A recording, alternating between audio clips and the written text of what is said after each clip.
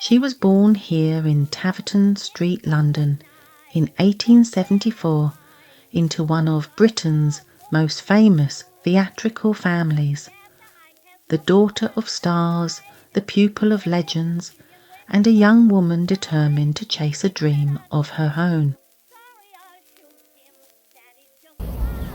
But instead of fame, Ethel's life became one of conflict, illness and exile. This is the story of ambition and family, of talent and control, and of a woman who slipped quietly out of history's spotlight. Welcome to Ordinary People, Extraordinary Lives. Today we rediscover Ethel Grimston, the forgotten daughter of the theatre. A girl should be respectful to her mother, that's true. Ethel's early life was shaped by one woman, her mother, Madge Kendal. Madge was born Margaret Shafto Robertson in 1848 into a family of actors. By 5, she was already on stage, singing alongside the young Ellen Terry in A Midsummer Night's Dream. Even today I remember Ellen Terry's performance of Titania as a dream of charm. As girls we were Nellie and Madge to one another, and Nellie and Madge we remained until her death. It is twice blessed. It blesseth him that gives, and him that takes. Is mightiest in the mightiest. It becomes the throned monarch better than his crown. As she grew older, Madge became one of Victorian theatre's brightest stars. She joined the celebrated Bancrofts at the Prince of Wales Theatre, though their large personalities sometimes clashed and they embarked on a war of words. In 1869 she married fellow actor William Hunter Grimston, and together they adopted the stage name Kendal. Her father agreed to the marriage only if she promised to always act beside her husband, a controlling condition that Madge herself would later impose on her own children. By the late 1880s, the Kendals were a theatrical dynasty, touring America to great acclaim and financial success. At home in 145 Harley Street, Madge and William raised 5 children: Margaret Catherine, Hugh Dorrington, Ethel Muriel, Harold Robertson and Dorothy May. All were artistic, but when their ambitions began to mirror their parents', they met fierce resistance. Hugh Dorrington was dispatched to Harrow and Cambridge for a first-class education in law, but his burning ambition was to be an actor. Such was the parental disapproval, he had no choice but to run away from home. Hugh later told the press, "Neither our father nor mother will have anything to do with my sister or myself.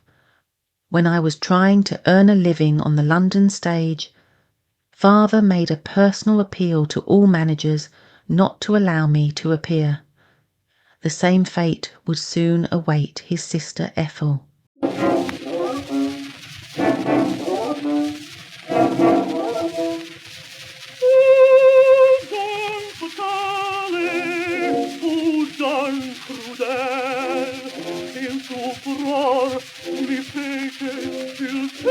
Ethel was sent abroad to study singing with Madame Pauline Viardot, sister of opera singer Maria Malibran and one of the great musical figures of the 19th century.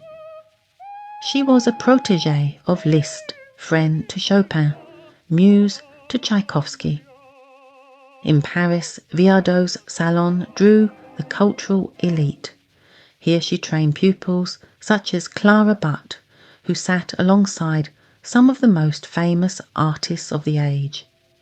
Ethel, a young Englishwoman, would have heard the echoes of Chopin's piano and the conversations of Europe's artists and writers.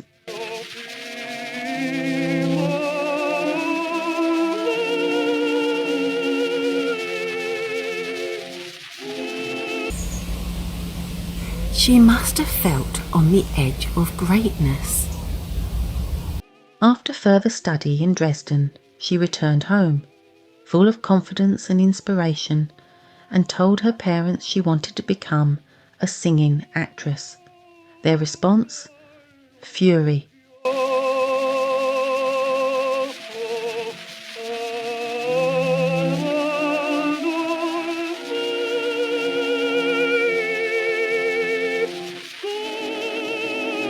Like her brother before her, Ethel ran away.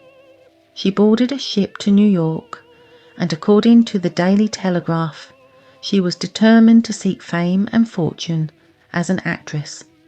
In 1897, she performed in Philadelphia and New York. But opportunities in the United States often meant vaudeville, a form of entertainment her parents considered beneath them. Then came a letter from her father, warning that if she ever used the family stage name Kendal, he would take legal action. Imagine that, your own father suing you. The words crushed her. Ethel fell ill, unable to fulfill her engagements. When she was well enough, she gave small concerts to raise funds to return home. One Boston paper wrote harshly, "No special talents were discovered. Her greatest qualification was a mild sort of English beauty." Her father agreed to send her an allowance, on the strict condition she never return, and then the payments stopped. According to her brother Hugh, when his parents were in New York performing in the play The Elder Miss Blossom at the Knickerbocker Theatre in 1899, Ethel tried to see her mother, but never got past the hotel bellboys. Madge had simply refused to see her.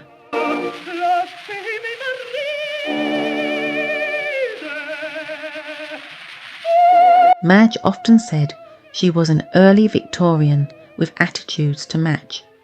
She believed a woman's place was in the home. So was she really against her children acting? In 1890, she wrote them a letter to Daisy, Ethel and Dorothy. "I am sure you will be glad to hear I am having my dramatic opinions published in book form.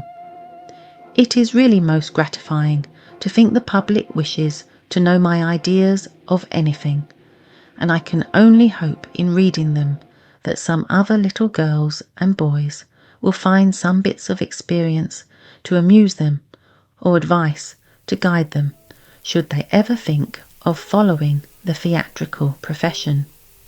I'm often asked if I wish either of you to go upon the stage, and, as you know, my reply is always the same. Yes, certainly, if they possess sufficient talent, for talent you must have to begin with, supported by industry, perseverance, good health, strength of mind, and last, though not least, a little modesty as to your own merits. This is the form of diploma you require to sign to win the admiration and respect of the public, which, when won and won worthily, is the greatest honour we can hope to gain. Your devoted mother, Madge Kendal." Then a while later she said, "If I thought one of my children was capable of going on the stage, for I should like them to do so if they have talent for it, I should certainly make them begin early." So did Madge think Hugh and Ethel weren't talented enough for the stage? By 1900, Ethel was alone, sick, and far from home. The US Census records an Ethel Grimston living in a boarding house in Limestone, North Carolina, her birthplace and age matching perfectly.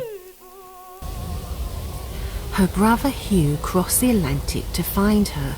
He told reporters, She was in the first stages of consumption and wrote to our mother, but received no reply. Friends took pity on her and sent her south. Finally, a telegram came in 1901. Ethel was alive, staying near Asheville, North Carolina. In 1902, and out of the blue, Ethel married Frederick Moses Leonard in Philadelphia. But the marriage failed quickly, and Ethel was once again alone. I can't help but think this was a marriage of convenience for Ethel, a move that went badly wrong. Frederick's previous marriage ended in divorce on the grounds of cruelty. Was this the reason his marriage to Ethel ended? Ethel then worked as a teacher under the name Ethel Grimston Leonard and was recorded in the Philadelphia trade directories in 1910. At some point she returned to Europe and managed a small hotel. An accident, the details lost to time, left her crippled and on crutches. Her dreams of performance were gone. When Dame Madge Kendal died in 1935, she was praised as one of the great figures of British theatre, but her surviving children told another story. From South Africa, Dorothy declared, "She was not a good mother. She had a most unforgivable temper. One after another we left home. She did not speak to us." Ethel, who by this time was teaching languages in Romania, agreed. Our mother had brainstorms. It was impossible to live with her, unless you wanted to be driven mad. She hated all of us. She allowed my brother Harold, who left home to become a musician, to die in absolute poverty. We were all victims of my mother's temperament. For not seeing eye to eye with her in all things, we have been condemned to a life of poverty and want. It is hard to have to speak like this, for I have always believed that had she consented to see me, a reconciliation might have been made. My grief when I found that I was too late can be imagined. She was my mother, a great woman, a wonderful woman, but she never would see our point of view. She dominated everybody and everything.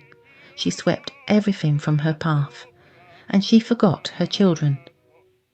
When Madge's will was read, the children discovered they had been disinherited. It seems the only child Dame Madge was close to was her eldest daughter Margaret, who died in 1902 at the age of 31. Madge was devastated by her death. One day, as they stood by her grave, William Hunter Kendal, Madge's husband, said to her, "All the children that loved us, Madge, lie here under this stone." So what became of Ethel Grimston Leonard? Some family trees say she died in 1948, but that was a different Ethel. In all likelihood, she returned to Romania and quietly disappeared from the record. Her story, born of privilege, shaped by talent and scarred by rejection, reminds us that even among the famous, the most human stories are often the ones we forget.